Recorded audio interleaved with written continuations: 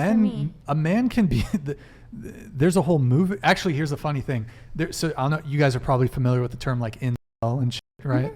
Involuntary celibate. Yeah. Which, by the way, I think these guys are just either they're not particularly good looking or they're struggling socially.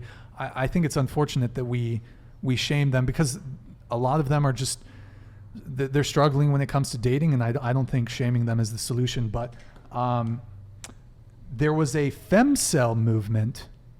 It was on Reddit. There was a femcel subreddit where women were complaining that they were involuntarily celibate.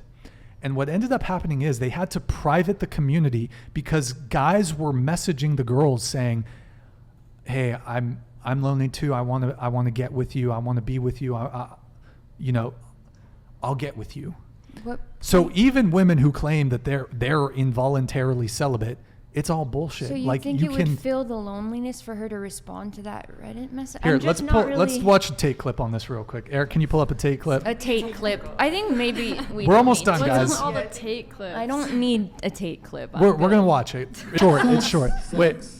I don't think most women can actually genuinely understand how lonely the majority of men are. And you need to truly understand if you're Joe Schmo, average in nearly every way, in Starbucks working, you ain't getting a DM ever. You girls will never be lonely. As much as you might be unhappy with the possible suitors, you can at least fuck about and flirt if you feel sad. There are men out here in the world who have genuine loneliness. And I can prove this statistically. Why do you think it's all... He's going to say something about people deleting themselves, but shout out to Fresh and Fit for that's a clip from their podcast. So, yeah, men are genuinely lonely. That's not... We're not arguing against that. And the funniest thing sad. about that is the statistic that I brought up earlier, by 50% of women will be single by 2030. That's the woman's choice. It's not the men's choice in their life. It's the woman's choice to be single by 2030. The 50%, they're painting their own bed.